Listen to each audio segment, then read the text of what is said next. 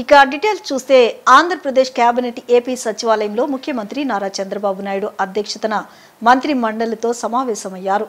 జరిగిన కేబినెట్ భేటీలో విశాఖ పెట్టుబడుల సదస్సు, జిల్లాల పునర్వ్యవస్థీకరణ వంటి పలు ఆసక్తికర అంశాలపై కేబినెట్ సమావేశంలో చర్చ జరిగింది. ఈ నెల 14, 15వ తేదీల్లో విశాఖ వేదికగా పెట్టుబడుల సదస్సు జరగనున్న విషయం తెలిసిందే. ప్రధానంగా దీనిపై కేబినెట్ చర్చించనుంది.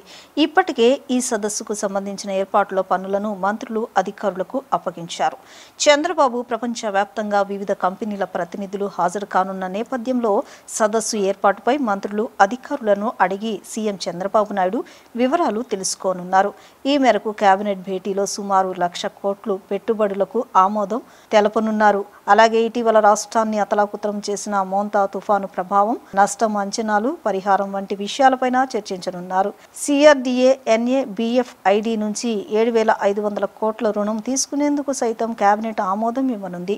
మరోవైపు రాష్ట్రాభివృద్ధి కోసం పలు సంస్థలకు కేటాయించిన భూములకు గ్రీన్ సిగ్నల్ ఇవ్వనుంది. కూటమి పార్టీలు ఎన్నికల్లో ఇచ్చిన హామీ మేరకు జిల్లా విభజన చేసే అవకాశం కనిపిస్తోంది. ఈ మేరకు నూతన జిల్లాలు, రెవెన్యూ డివిజన్ల ఏర్పాట్లపైన కీలక నిర్ణయం తీసుకోనుంది మంత్రి మండలి. దీనిపై ఇప్పటికే కేబినెట్ సబ్ కమిటీ సమావేశంలో నిర్ణయం తీసుకున్నారు. కేబినెట్ సబ్ కమిటీ నివేదిక ప్రకారం జిల్లాల విభజనలపై ఆంధ్రప్రదేశ్ కేబినెట్ తుది నిర్ణయం తీసుకోనుంది. అమరావతి రాజధానిలో జరుగుతున్న అభివృద్ధి కార్యక్రమాలు, మోంతా తుఫాను కారణంగా వివిధ జిల్లాల్లో జరిగిన పంట నష్టంపై చర్చించే అవకాశాలు కూడా ఉన్నాయి. మోంతా తుఫాను కారణంగా నష్టపోయిన పంటలను పరిశీలించేందుకు కేంద్రం నుంచి కేంద్ర బృందం గన్నవరం ఎయిర్పోర్టుకు చేరుకున్నారు. నేడు, రేపు ఏపీలో మోంతా తుఫాను ప్రభావిత జిల్లాలో కేంద్ర బృందం పర్యటిస్తోంది.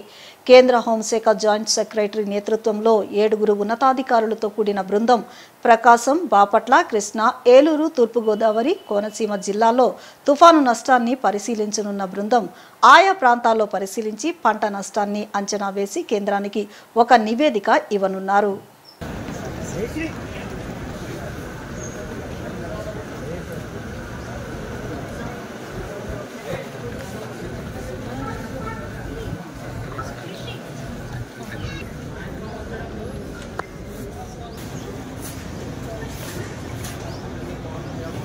కూటమి ప్రభుత్వం అధికారంలోకి వచ్చాక పేదలకు పూర్వ వైభవం వచ్చిందని సెంట్రల్ ఎమ్మెల్యే బోండా ఉమామహేశ్వరరావు అన్నారు. సీఎం చంద్రబాబు నాయుడు ప్రవేశపెట్టిన P4 పథకం పేదల జీవితాల్లో వెలుగులు నింపుతుందన్నారు. తాను సైతం 9 డివిజన్లను దత్తత తీసుకుని ఆయా డివిజన్లో నిరుపేదలకు శక్తి వంచన లేకుండా సాయం అందిస్తున్నట్లు తెలిపారు. 24వ డివిజన్కు చెందిన నిరుపేదలకు P4 పథకం కింద 3 తోపుడు బండ్లను సెంట్రల్ ఎమ్మెల్యే బోండా ఉమామహేశ్వరరావు అందజేశారు. మొగల్రాజుపురంలోని తన కార్యాలయం వద్ద జరిగిన ఈ కార్యక్రమంలో ఎమ్మెల్యే బోండా ఉమామహేశ్వరరావు మాట్లాడుతూ నిరుపేదలకు మంచి రోజులు వచ్చాయని చెప్పారు. గతంలో మాదిరిగా వారికి ఆర్థికంగా చేయూత అందించేందుకు ప్రభుత్వం P4 పథకాన్ని అమలు చేస్తుందన్నారు. ఇందులో భాగంగా నియోజకవర్గంలో నిరుపేదలకు మార్గదర్శకుల నేతృత్వంలో సాయం అందిస్తున్నామని తెలిపారు.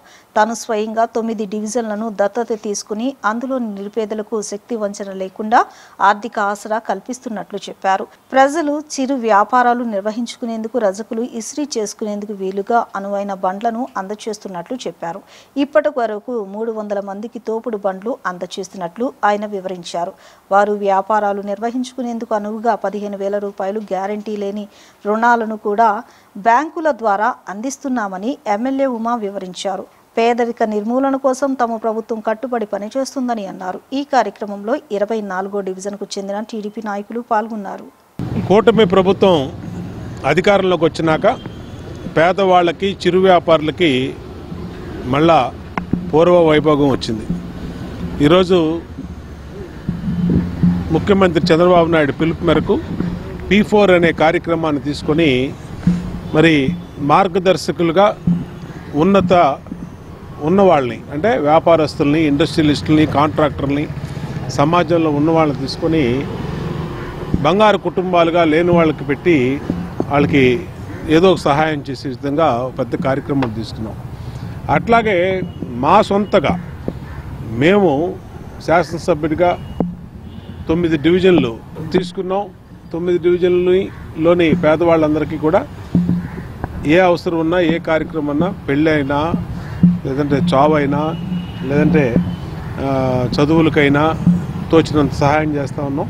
ముఖ్యంగా చిరు వ్యాపారులకి తోపుడు బళ్ళు ఉచితంగా ఇచ్చి వాళ్ళకి బ్యాంకు లోను 15,000 రూపాయలు ఎటువంటి గ్యారంటీ లేకుండా ఆధార్ కార్డు మీద 15,000 లోను, 15,000 కట్టేస్తే మళ్ళా 25,000, మళ్ళీ 50,000 కూడా ఇచ్చే విధంగా వాళ్ళకి కాల్ మనీ కానీ అధిక వడ్డీలు బారిన పడకుండా వాళ్ళకి అండగా ఉంటా ఉన్నాం. అట్లాగే వాళ్ళకి జోన్లు పెట్టి వాళ్ళకి ఆ జోన్లో వ్యాపారం చేసుకునే దానికి సదుపాయం కల్పిస్తూ ఉన్నాం. అంతేకాకుండా వాళ్ళకి లైసెన్సులు కూడా ఇస్తూ ఉన్నాం స్ట్రీట్ వెండర్స్కి. అన్ని రకాలుగా పేదవాళ్ళకి చిరు వ్యాపారులకు అండగా ఉండే విధంగా ఇస్తూ ఉన్నాం. ఇప్పటికీ నేను శాసనసభ్యుడైనాక దాదాపు 300 బళ్ళు, టిఫిన్ బళ్ళు కానీ, ఇస్త్రీ బళ్ళు రజకు సోదరులకి, అలాగే తోపుడు బళ్ళు అన్నీ ఇవ్వటం జరిగింది. ఇది ఒక నిరంతర ప్రక్రియ. ఈరోజు 24వ డివిజన్లో మరి మా పార్టీ నాయకులు మరి అప్పారావు కానీ, కృష్ణ కానీ, మా రమణ కానీ, రవి కానీ వీళ్ళందరూ ఆధ్వర్యంలో మరి ఇక్కడ తోపుడు బళ్ళు మహిళలకి ఇవ్వటం జరిగింది. సంతోషం. రాబోయే రోజుల్లో కూడా మా దేవుడు ఇచ్చిన శక్తి కొలది ఎంత వీలైతే అంత సహాయం చేస్తామని తెలియజేస్తాం. బీసీ కులస్తులందరూ సమరశీల ఐక్య పోరాటానికి సిద్ధం కావాలని ఆంధ్రప్రదేశ్ బీసీ సంక్షేమ సంఘం రాష్ట్ర అధ్యక్షులు కేశవ శంకర్రావు పిలుపునిచ్చారు. బీసీల సమస్యల పరిష్కారానికి అడ్డుగా ఉన్న న్యాయ రాజ్యాంగపర అవరోధాలను అధిగమించి సామాజిక న్యాయం సాధించేందుకు అన్ని బీసీ కుల సంఘాలు ఐక్యంగా సమరశీల పోరాటాలకు సిద్ధం కావాలని శంకర్రావు పిలుపునిచ్చారు. గవర్నర్పేటలోని ఎంబీవీకే కార్యాలయంలో ఆదివారం జరిగిన రాష్ట్ర విస్తృత స్థాయి సమావేశంలో ఆయన పాల్గొన్నారు. బీసీల అన్ని సమస్యలపై 26 జిల్లాల నుంచి వచ్చిన 500 మందికి పైగా ఉన్న బీసీ ప్రతినిధులు విస్తృతంగా చర్చించారు. ప్రధానంగా 16 అంశాలపై చర్చ సాగి ఏకగ్రీవంగా ఆమోదించిన పలు తీర్మానాలను కేంద్ర రాష్ట్ర ప్రభుత్వాల ముందు ఉంచారు. ఈ సందర్భంగా కేశవ శంకర్రావు మాట్లాడుతూ రాష్ట్ర వ్యాప్తంగా జనగణనతో పాటే సమగ్ర కుల గణనను శాస్త్రీయంగా నిర్వహించాలని ప్రభుత్వాన్ని డిమాండ్ చేశారు. జనాభా దమాషా మేరకు బీసీల రిజర్వేషన్లు చట్టబద్ధంగా అమలు చేయాలన్నారు. కూటమి ప్రభుత్వం ఎన్ని వాగ్దానాలైనా చట్టసభల్లో 33%, స్థానిక సంస్థల్లో 34% రిజర్వేషన్లు అమలు జరపాలన్నా ముందుగా కుల గణన చేయడం తప్పనిసరి అన్నారు. బీసీల్లో ఏ కులాల వారు ఎంతెంత మంది ఉన్నారో తెలియకుండా ఏ మేరకు రిజర్వేషన్లు అమలు చేయాలో తెలియదన్నారు. న్యాయ రాజ్యాంగపర ఆటంకాలు రాకుండా సమగ్ర కుల గణన జరగాలన్నారు. బీసీ రిజర్వేషన్లో కూడా అన్ని సామాజిక వర్గాలకు సమన్యాయం జరగాలంటే ఏబిసిడీలుగా వర్గీకరించాల్సి ఉందన్నారు. సుప్రీంకోర్టు బీసీలకు రిజర్వేషన్ పరిమితిని 50% కంటే అధిగమించేలా మరో చట్టం చేయాల్సి ఉందన్నారు. అందుకు పార్లమెంటుచే రాజ్యాంగ సవరణలు జరగాలన్నారు. ఈ మేరకు కేంద్ర రాష్ట్ర ప్రభుత్వాలు వెంటనే చర్యలు చేపట్టాలని డిమాండ్ చేశారు. బీసీ రిజర్వేషన్లు రాజ్యాంగం షెడ్యూల్ 9లో పెట్టించాలన్నారు. 2026 మార్చి కల్లా స్థానిక సంస్థల ఎన్నికల గడువు ముగుస్తున్నందున 6 నెలలు అటు ఇటుగా ఎన్నికలు నిర్వహించుకునే వెసులుబాటు ఉందన్నారు. ఈ మొత్తం ప్రక్రియను త్వరితగతిన పూర్తి చేసి స్థానిక సంస్థల్లో బీసీలకు చట్టబద్ధ రిజర్వేషన్లు అమలు జరపాలన్నారు. రాష్ట్ర ప్రజలు డబుల్ ఇంజన్ సర్కార్ను ఎన్నుకున్నందుకు బీసీల ఆకాంక్ష మేరకు రాష్ట్ర ప్రభుత్వం కేంద్రంపై ఒత్తిడి పెంచి బీసీలకు సామాజిక న్యాయం అందించాలని శంకర్రావు డిమాండ్ చేశారు. అదేవిధంగా జనాభాలో సగానికి పైగా ఉన్న ఓబీసీలకు కేంద్రంలో ప్రత్యేక మంత్రిత్వ శాఖను ఏర్పాటు చేయాలన్నారు. ఓబీసీ సబ్ ప్లాన్ రూపొందించి ఆ మేరకు బడ్జెట్లో కేటాయింపులు జరిపి ప్రత్యేక నోడల్ ఏజెన్సీ ద్వారా సక్రమంగా అమలు జరపాలన్నారు. అలాగే ఓబీసీ మహిళలకు సబ్ కోటా కేటాయిస్తూ చట్టసభల్లో 33% మహిళా రిజర్వేషన్ చట్టాన్ని సవరించి అమలు చేయాలన్నారు.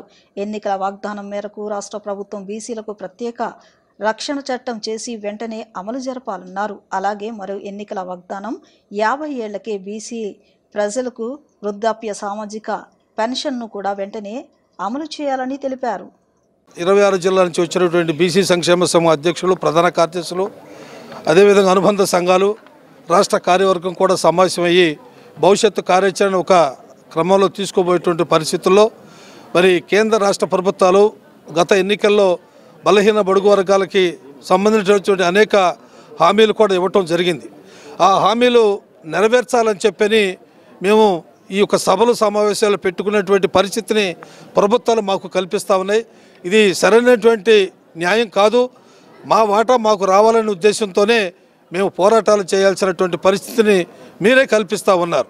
ఇవాళ నరేంద్ర మోడీ గారు కేంద్ర ప్రభుత్వంలో మరి నేను ఒక బీసీని అని చెప్పుకుంటా ఉన్నారు.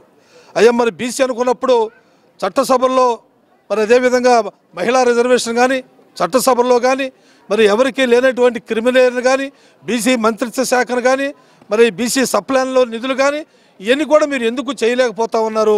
ఆ విధమైనటువంటి పరిస్థితుల్లో మరి ఇక్కడ కేంద్ర ప్రభుత్వం మండలి సిఫార్సు చేయాలని కూడా అనేక సందర్భాల్లో ధర్నాలు రాస్తారోకోలు గల్లీ నుంచి ఢిల్లీ వరకు కూడా మేము పోరాటాలు చేస్తూ ఉన్నాం. మీరు పాలకులుగా ఉండి మా యొక్క మరి బలహీన వర్గాల సంక్షేమం కోసం అనేక పథకాలు మీరు చేపట్టాల్సినటువంటి పరిస్థితిలో మాకు రావాల్సినట్టు మేము ఎవరు కూడా యాచించాల్సిన అవసరం లేదు. రాజ్యాంగబద్ధంగా మాకు సంక్రమించినటువంటి హక్కులను మేము కాపాడుకోవటానికి ఉద్యమాలు చేయాల్సినటువంటి పరిస్థితిని ఏర్పాటు చేస్తూ ఉన్నారు. ఇవాళ 50% సీలింగ్ అని చెప్పని న్యాయమూర్తులు చెబుతున్నారు. ఎక్కడ ఏ రాజ్యాంగంలో కూడా 50% దాటకూడదనేటువంటి ఎక్కడ విషయం కూడా లేనటువంటి మరి రాజ్యాంగం వేరు, న్యాయమూర్తులు న్యాయస్థానాలు వేరు. కాబట్టి మా యొక్క హక్కులు కాలరాస్తాకి మీరు సరైనటువంటి విధానం కాదు. మండలి సిఫార్సులు ఏదైతే ఆ రోజున మండలి సిఫార్సు చేశాడో ఆ సిఫార్సులని కూడా మేము అమలు చేయాలని చెప్పని ఒక ప్రధానమైనటువంటి డిమాండ్ చేస్తూ ఉన్నాం. అదేవిధంగా రాష్ట్రంలో కూడా మరి చంద్రబాబు నాయుడు గారు ఎన్నికల మేనిఫెస్టోలో అనేక హామీలు ఇచ్చారు. నేను రాగానే కులగణాంకాలు చేసి స్థానిక సమస్యల్లో జనాభా నిష్పత్తి ప్రకారంగా మీకు రిజర్వేషన్ కల్పిస్తామన్నారు. విజయవాడ రూరల్ రామరపాడు గ్రామంలో వేంచేసి ఉన్న శ్రీ వెంకమ్మ పేరంటాల దేవస్థానం నూతన చైర్మన్గా పాలక మండలి ప్రమాణ స్వీకారోత్సవం జరిగింది. ఈ కార్యక్రమానికి గన్నవరం శాసనసభ్యులు యార్లగడ్డ వెంకట్రావు, గుడి నూతన చైర్మన్ పట్టపు వెంకటేశ్వరరావు, పాలక మండలి సభ్యులు, భక్తులు, బీజేపీ, జనసేన, టీడీపీ నాయకులు పాల్గొన్నారు. రామరపాడు గ్రామంలో వేంచేసి ఉన్న శ్రీ వెంకమ్మ పేరంటాల దేవస్థానానికి నూతనంగా ఎన్నికైన చైర్మన్, పాలక మండలి సభ్యులతో ప్రమాణ స్వీకారం చేయించిన శాసనసభ్యులు యార్లగడ్డ వెంకట్రావు మాట్లాడుతూ నూతనంగా ఎన్నికైన ప్రతి ఒక్కరూ గుడిని అభివృద్ధి పదంలోకి తీసుకువెళ్లాలని ఆకాంక్షించారు. గుడిలో భక్తులు చెప్పులు వేసుకురావడం బాధాకరమని, చెప్పులు వేసుకోవడం నివారించాలని, అలాగే గుడిలో సిమెంట్ పనులు కొన్ని ఉన్నాయని అవన్నీ శుభ్రం చేసి గుడిని అభివృద్ధి పదంలో నడపాలని ఆయన కోరారు. రాజకీయాలకు అతీతంగా నడుచుకోవాలని ఆయన సూచించారు. ఈ కార్యక్రమంలో నూతన చైర్మన్ వెంకటేశ్వరరావు, జనసేన పార్టీ నాయకులు రామకృష్ణ, బీజేపీ నాయకులు కుమారస్వామి, దేవాదాయ ధర్మాదాయ శాఖ అధికారులు, భక్తులు పాల్గొని ఈ కార్యక్రమాన్ని జయప్రదం చేశారు. ఎన్టీఆర్ జిల్లా విజయవాడ రూరల్ మండలం రామరపాడు గ్రామంలో వేచేస్తున్న శ్రీ వెంకమ్మ పేరంటాల దేవస్థానమునకు ధర్మకర్త మండలి నందు చైర్మన్గా ఎన్నుకున్నందున నా విద్యుత్ ధర్మమును యోగముగాను నమ్మకంగాను శక్తివంతం లేకుండా న్యాయస్థితితోను జ్ఞానదేవంగాను భయాభిమానం రాగద్వేష రహితముగాను పైన తెలిపిన సంస్థ యొక్క నిర్వహింపగలవాడని మరియు ఆంధ్రప్రదేశ్ ధర్మాదాయ మరియు హిందూ దేవాదాయ సంస్థల చట్టం 30/87 నందు పొందపరిచిన నియమాలను అందుపై గల నిబంధనలను వహించి కళ్యాణి దైవసాక్షిగా మనస్ఫూర్తిగా ప్రమాణం చేయించున్నాను. పనిచేసి అమ్మవారిని సేవ చేసే అదృష్టం మీకు వచ్చింది కాబట్టి ఆ పద్యాన్ని కోరుకుంటూ బాధాకరమైన విషయం అంటే నేను గుడికి వచ్చినప్పుడు అంత ముందు కూడా చూసాను. చెప్పులు గుడిలో ఒక లోపల పెట్టుకున్నారు. నేను ఎంత మాత్రం క్షమారం లేదు. తక్షణం దాన్ని మార్చడం చూసాను. సెకండ్ అమ్మవారి గుడికి లీకులు ఉన్నాయి. దాన్ని వారం రోజుల్లో పూర్తి చేయాలి. 27 లక్షల రూపాయలు నిధులు గుడుకున్నాయి. కానీ అదొకటి టాయిలెట్ సమస్య ఒకటి ఉంది. ఫస్ట్ ఎక్కగానే సమస్య ఉందని అనుకోవాలి. కానీ దేవుడు కరెక్ట్గా తీస్తే తర్వాత మనం ఏమైనా చూసుకోవచ్చు. రాజకీయాలు పనులు ఇలాంటివి. అలాగే టాయిలెట్ సమస్య ఉంది. అలాగే పైన స్లాబ్ వేయాల్సిన అవసరం. ఈ 27 లక్షల రూపాయలతో తక్షణం ఈరోజు ఆదేశాలు ఇస్తున్నా. ఈ పనులు తక్షణం పూర్తి చేయండి. కనీసం దీన్ని ఎనభై మెట్లు చూస్తే సగం పగిలిపోయిన పరిస్థితి. అక్కడ టైమ్స్ కూడా అయిన పరిస్థితి. వీటన్నింటినీ 10 రోజుల్లో చేయాల్సిందిగా నూతన కమిటీ చైర్మన్ గారిని అలాగే సభ్యులందరినీ కోరుతూ అవసరమైతే CGF ఫండ్ కనుక గ్రామంలో మనకు పోయగలిగితే నీకు పంపిస్తే మిగతా ప్రభుత్వం నుంచి గ్రాంట్ తీసుకొచ్చేలా ఈ గుడిని అభివృద్ధి చేయాల్సిన అవసరం ఎంతైనా ఉంది. నియోజకవర్గంలో ఏకైక ట్రస్ట్ బోర్డు నియమించే పరిస్థితి ఉన్న టెంపుల్ మన అమ్మవారి టెంపుల్ అవుతాయి. ఈ అమ్మవారి టెంపుల్ని మరింతగా అభివృద్ధి చేస్తారని అందరూ నేను మనస్ఫూర్తిగా ఆశిస్తూ, అలాగే కూటమిలోని నాయకులందరూ కూడా ఇవాళ జనసేన ఇన్ఛార్జ్ రమేష్ మచిలీపట్నంలో వనభోజనం ఆలయం వేస్తే వచ్చినందుకు మిగతా ప్రతి Telugu Desam party, BJP, Janasena party నాయకుల్ని, కార్యకర్తలు మనస్ఫూర్తిగా అభినందిస్తూ, అమ్మవారికి సేవ చేసే అదృష్టం ఉంది. ఆ గుడికి డెవలప్ చేయడానికి గుడి డబ్బులు, ప్రభుత్వం డబ్బులు చూసి మీరు ఎట్టి పరిస్థితి చేసి అందరు చైర్మన్ కన్నా రోజు పనిచేసిన అవకాశంలో మీరు ఎన్నో ఇప్పుడు చిన్న విరామం తీసుకుందాం.